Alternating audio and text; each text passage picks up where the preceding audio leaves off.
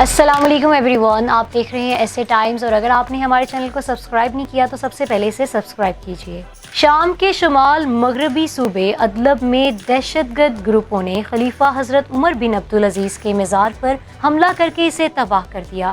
دہشت گرد عمر بن عبدالعزیز کے مزار میں دفن ان کا اور دیگر افراد کے جسد خاکی کو بھی نکال کر اپنے ساتھ لے گئے۔ اس حوالے سے شامی حکومت کے حامیوں نے انٹرنیٹ پر ویڈیوز بھی جاری کی ہیں، جن میں دکھایا گیا ہے کہ مرت النعمان شہر کے قریب واقع دیر اشرکی کے علاقے میں واقع عمر بن عبدالعزیز کے مزار سے ان کا جسد خاکی نکال رہے ہیں۔ ایک اور ویڈیو میں مزار میں قبر مبارک کو خالی دکھایا گیا ہے۔ ترکی کی سرکاری نیوز ایجنسی کے مطابق تاحال یہ معلوم نہیں ہو سکا کہ دہشت گردوں نے جسد خاکی کو کہاں منتقل کیا ہے۔ فروری کے مہینے میں شامی افواج نے علاقے کا کنٹرول حاصل کرنے کے بعد مزار کے علاقے کو آگ لگا دی تھی، جس سے اسے نقصان پہنچا تھا۔ عمر بن عبدالعزیز جو پیغمبر صلی اللہ علیہ وآلہ وسلم کے ساتھی اور دوسرے خلیفہ عمر بن الخطاب کے فرزند تھے، ان کو ایک حکمران کی حیثیت سے مسلم دنیا میں انتہائی احترام حاصل ہے، جنہوں نے 8ویں صدی میں 7 سال کے مختصر وقت میں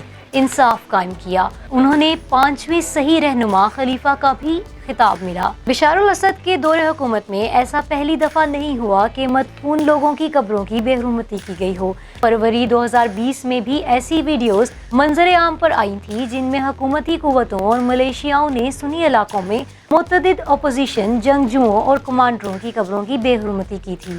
ان ویڈیوز میں شامی فوجیوں کو لاشوں کی کھوپڑی سے کھیلتے دکھایا گیا تھا۔ مبینہ طور پر 2015 میں بھی اسی طرح کے مناظر دیکھنے میں آئے تھے، جب حکومت کی فورسز نے حمص میں درجنوں قبریں نکالیں اور لاشوں کو چرا لیا تھا۔ پاکستانی علماء نے بھی اس حوالے سے واقعے کی مذمت کرتے ہوئے پاکستانی حکومت سے مطالبہ کیا ہے کہ حکومتی سطح پر شامی حکومت سے رابطہ کر کے احتجاج ریکارڈ کرایا جائے، بلکہ شامی حکومت سے اس واقعے میں ملوث دہشت گردوں کے خلاف کارروائی کا مطالبہ کیا جائے۔ مزید دلچسپ خبروں سے آگاہ رہنے کے لیے دیکھتے رہیے ایسے ٹائمز۔ اگر آپ ہمارے ساتھ کوئی اپنی نیوز شیئر کرنا چاہتے ہیں تو نیچے دیے گئے فون نمبر پر آپ کانٹیکٹ کر سکتے ہیں ہم سے، اور اپنی رائے کا اظہار کرنا مت بھولیے گا کمنٹ سیکشن میں۔